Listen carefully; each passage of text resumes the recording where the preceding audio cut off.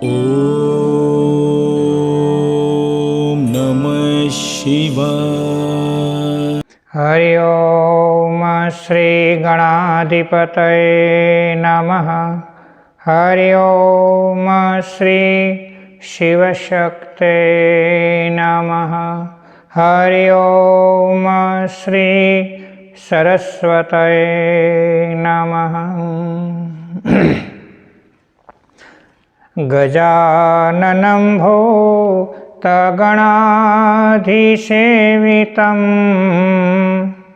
કપિત્થજમ્બો ફલસારુભક્ષણम् ઉમાસુतं શોકવિનાશકારકં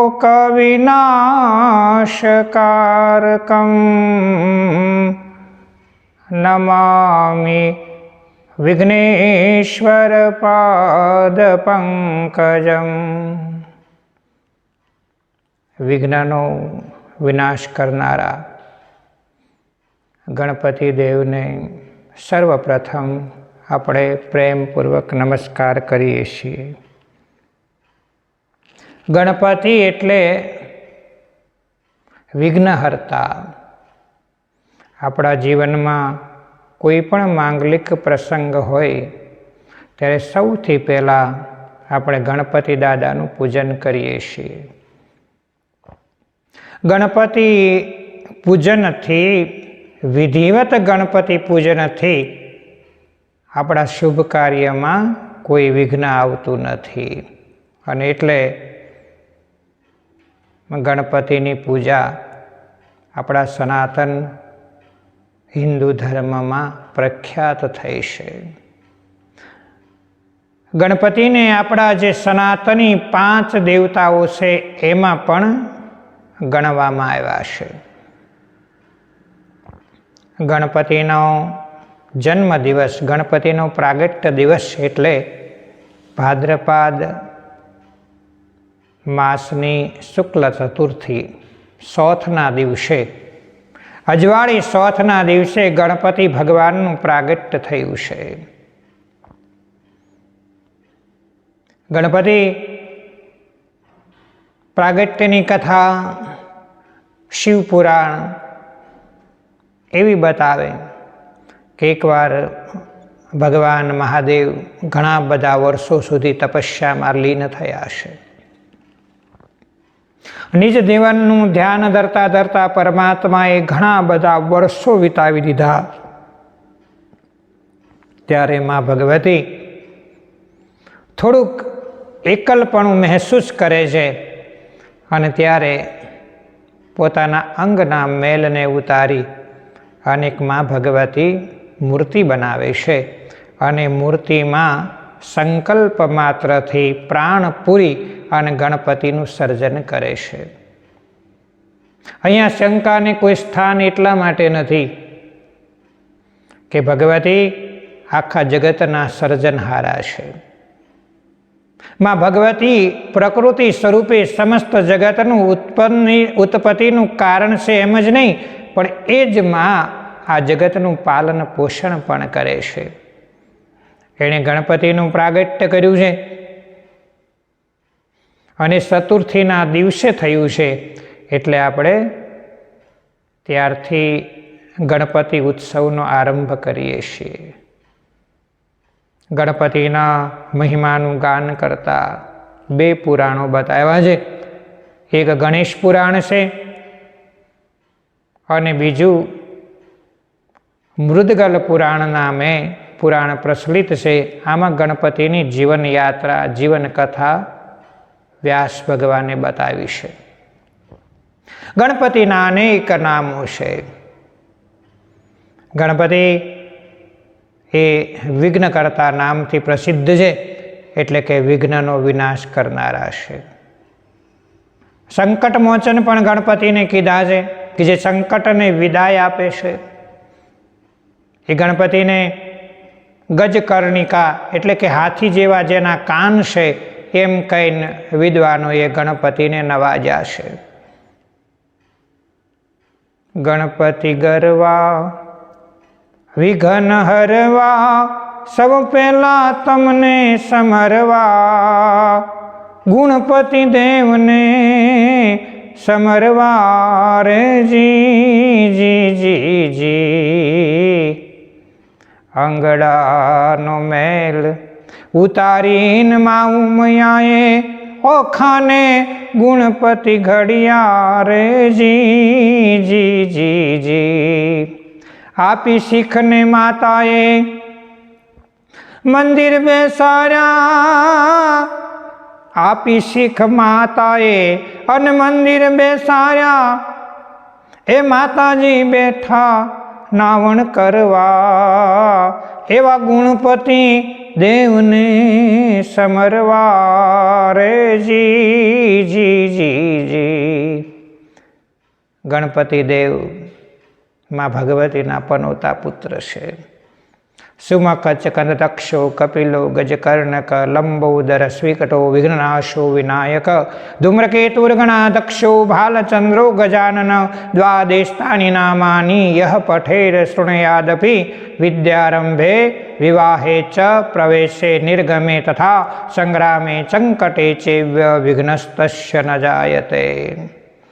આ ગણપતિના 12 નામનું સ્મરણ કરી સુમખ ચકંદતક્ષો કપિલો ગજકર્ણક લંબોદર સ્વીકટો વિઘ્નનાશો વિનાયક એવા 12 નામનું પવિત્ર નામનું સ્મરણ કરી અને તમે કોઈ પણ કામનો આરંભ કરો તો એમાં ગણપતિ દેવની કૃપાથી કોઈ વિઘ્ન આવતું નથી.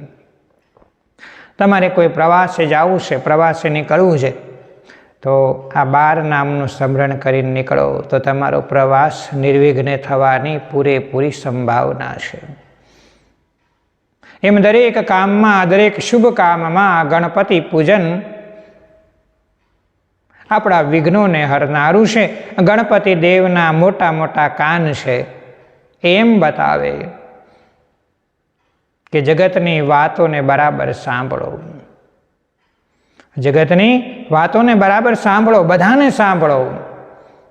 કોઈની વાત સાંભળી ન સાંભળી એમ કરી અનાદર ન કરો, બધાની વાત સાંભળવી. પછી ગણપતિ દાદાનું ઉદર બહુ મોટું, પેટ એનું મોટું.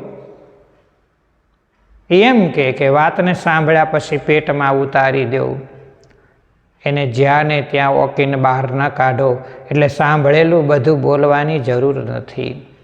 વિચારપૂર્વક, જ્ઞાનપૂર્વક, ભક્તિપૂર્વક આપણને પછી જે યોગ્ય લાગે, જે સમાજના હિતમાં હોય, આપણા સ્વજનોના હિતમાં હોય, રાષ્ટ્રના હિતમાં હોય, એવી વાતો લોકો સમક્ષ મૂકવી એ ગણપતિ દાદાના જીવનથી મળતો આપણને ઉપદેશ છે. ગણપતિ દાદાની આંખો એકદમ ઝીણી ઝીણી, એમ બતાવે કે તમે ઝીણી દ્રષ્ટિથી જગતને જુઓ. ગણપતિ દાદા એ પોતે બુદ્ધિના દેવ છે. એટલે જે ગણપતિનું યજન પૂજન કરે એને બુદ્ધિની પ્રાપ્તિ થાય છે. ગણપતિ એ ગણોના અધિપતિ છે. કથા એમ કે જ્યારે માં ભગવતી સખીઓની સાથે સ્નાન કરવા બેઠા ત્યારે એણે ગણપતિ દેવને ત્યાં રક્ષા કરવા માટે બેસાડ્યા છે કે જો બેટા હું નાવા બેસું છું, અંદર કોઈ ના આવે એટલું ધ્યાન રાખજે. આ તો માતાના પૂર્ણ આજ્ઞાકીત બાળક છે. બસ માની આજ્ઞા છે. પોતે પરાક્રમી છે, વીર પુરુષ છે. ગણપતિ કાયર નથી. અને માણસે પરાક્રમી બનવું જોઈએ, માણસમાં વીરતા હોવી જોઈએ.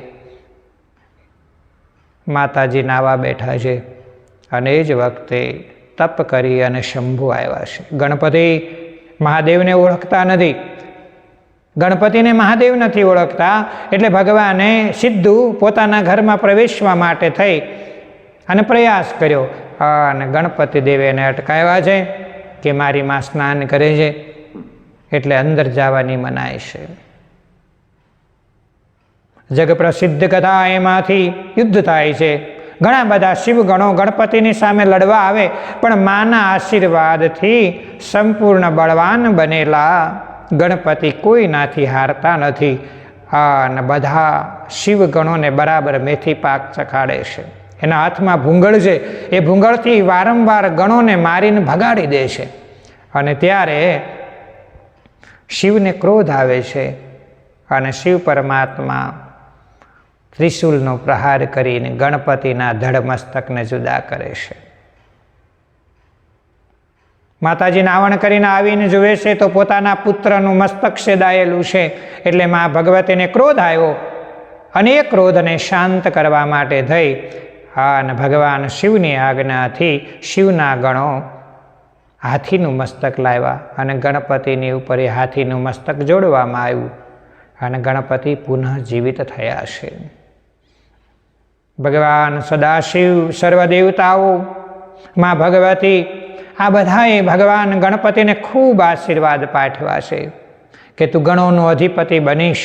જે તારી પહેલાં પૂજા કરશે એનું હંમેશા શ્રેય થશે. તારા નામ સ્મરણ માત્રથી ભવના રોગ મટી જાય છે. એમ અનેક પ્રકારે ગણપતિને પ્રથમ પદ આપ્યું છે. ગણપતિને ગણોના અધ્યક્ષ બનાવ્યા છે. એવા ગણપતિ ચોક્કસપણે વિઘ્નોને હરનારા છે.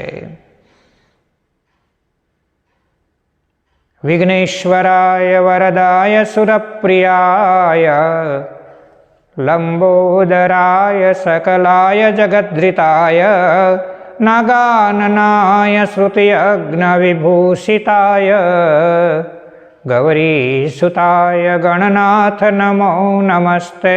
હે ગણપતિ દાદા, હે પરમાત્મા, અમે વારંવાર આપને નમસ્કાર કરીએ છીએ. આપ અમારું કલ્યાણ કરો, આપ અમારું શ્રેય કરો. ગણપતિનું યથાવત સ્થાપન કરી અને એની પૂજા કરવાથી આપણા ઘરમાં ખૂબ મંગલકાદાયી કાર્યો થાય છે. ગણપતિ પૂજનમાં પહેલાં તો ગણપતિ દાદાને જળથી પગ ધોવાના, એટલે કે ચમચી જળ લઈ ભગવાનના શરણોમાં અર્પણ કરવાનું. પછી ભગવાનને અર્ઘા આપવાનો. પછી ભગવાનને આચમન એટલે કે પીવાનું પાણી અર્પણ કરવું. સુગંધી દળોથી ગણપતિને સ્નાન કરાવ્યું છે એવો ભાવ કરવો. પંચામૃત અર્પણ કરવું. કામધેનુ ગાયનું દૂધ મેં ભગવાનને સ્નાન કરવામાં વાપરું છે એવો ભાવ કરવો. પછી ગંગાજળ અને તીર્થોના જળથી ગણપતિને પુનઃ શુદ્ધોદક સ્નાન કરાવવું. પછી સોનાના તારવાળા રેશમી પીળા કલરના વસ્ત્રો ગણપતિને પહેરવા આપ્યા છે. અજ્ઞોપવિત આપવી. પછી લાલ ચંદનથી ગણપતિને પૂજવા, જે અતિ શીતલ છે એવું લાલ ચંદન ગણપતિને ચડાવી અને આખા અક્ષત લઈ અને ચોખા વડે ગણપતિને રીઝવવાનો પ્રયાસ કરવો. ગણપતિ દાદાને લાલ પુષ્પો ચડાવવામાં આવે છે. લાલ પુષ્પો ગણપતિને બહુ વાલા છે. એટલે ખાસ કરી આ સમય દરમિયાન ગણપતિની પૂજા લાલ પુષ્પોથી કરવી.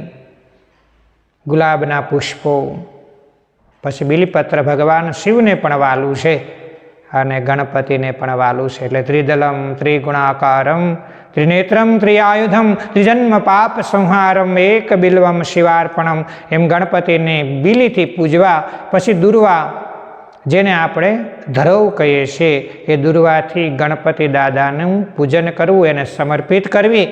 શાસ્ત્ર એમ કહે કે જે દુર્વાથી ગણપતિ દાદાને પૂજે છે એને સંતોષ પમાડે છે, તેના દુર્ગુણોને ગણપતિ દાદા દૂર કરે છે. અબીલ, ગુલાલ, કુમકુમ એ નાના પરિમલ સૌભાગ્ય દૈવ સમર્પિત કરવા. ગણપતિ દાદાને સુંદર મજાનું ધૂપ અર્પણ કરવો. ભાતી ભાતીના દીવડાઓ પ્રગટાવી ગણપતિની આજુબાજુ મૂકવા. દીપક એ જ્ઞાનને આપનારો છે. અને પછી મોદક ગણપતિ દાદાને બહુ પ્રિય છે. એટલે ગણપતિ દાદાને ભોજનમાં નિવેદ્યમાં લાડુ અર્પણ કરવા. દેશી ગાયના ઘીના હોય તો વધારે સારું, અન્યથા તમને જે મળે તે. પણ ગણપતિ પૂજનમાં ખાસ મોદક વાપરવા. વિધિવેદ પ્રકારના ફળો ધરવા. સૂકા મેવાઓ અર્પણ કરવા. ગણપતિ જમે એટલે ગણપતિ અને આપણી વચ્ચે અંતરપટ, એટલે કે આંખ આડો ડાબો હાથ રાખવો. ओम प्राणाय स्वाहा, ओम अपानाय स्वाहा, ओम व्यानाय स्वाहा, ओम उदानाय स्वाहा, ओम समानाय स्वाहा, ओम ब्रह्मणे नमः, ओम मध्यपाने समर्पयामि, ओम उत्तरापोषणं समर्पयामि, ओम हस्तप्रक्षालनं मुखप्रक्षालनं समर्पयामि। एम 10 વાર ગણપતિ દેવને પાણી અર્પણ કરી સુંદર મજાનું પાન મુખવાસમાં ધરવું, પછી ગણપતિ દાદાને હિરણદક્ષિણા અને ગણપતિની આરતી ઉતારવી। આરતીથી ગણપતિ અતિ પ્રસન્ન થાય છે। જય ગણેશ જય ગણેશ જય ગણેશ દેવા, માતા જાકી પાર્વતી પિતા મહાદેવા, માતા જાકી પાર્વતી પિતા મહાદેવા। एकदंत दयावंत चार भुजाधारी, एकदंत दयावंत चार भुजाधारी, माथे पे सिंदूर सोहे मुसक की सवारी। जय गणेश जय गणेश जय गणेश देवा, माता जाकी पार्वती पिता महादेवा, माता जाकी पार्वती पिता મહાદેવા। પ્રદક્ષિણા કરી મંત્ર પુષ્પાંજલિ આપવી, પછી ગણપતિ દેવને ફલાર્ઘ અને અર્ઘ સમર્પિત કરી ઉત્તર સંકલ્પ કરીને ક્ષમા માગવી। આહ્વાનમ ન જાનામિ તવાર્ચનમ, પૂજામ સેવ ન જાનામિ સમસ્વ પરમેશ્વર। મંત્રહીનમ ક્રિયાહીનમ ભક્તિહીનમ સુરેશ્વરા, અતમયામ પૂજિતમ દેવ પરિપૂર્ણમ તદસ્તુ મે। હે ગણપતિ દાદા, અમારી આ પૂજાને પરિપૂર્ણ માની લેજો એમ પ્રાર્થના કરવી અને ગણપતિ દાદાનો આભાર વ્યક્ત કરવો કે તમે ખૂબ કૃપા કરીને આજ અમારું પૂજન સ્વીકાર્યું છે। ગણપતિની પાસે નતમસ્તક થઈ નમસ્કાર કરવા અને સમાયાચના કરીને પૂજાની પૂર્ણાવતી કરવી, આ ગણપતિ પૂજનનો નિયમ છે। નિત્ય ગણપતિ પૂજન કરવું જોઈએ, પણ રોજ ના થઈ શકે તો આ ચતુર્થીથી 13 સુધી હંમેશા ગણપતિ દેવને પૂજો।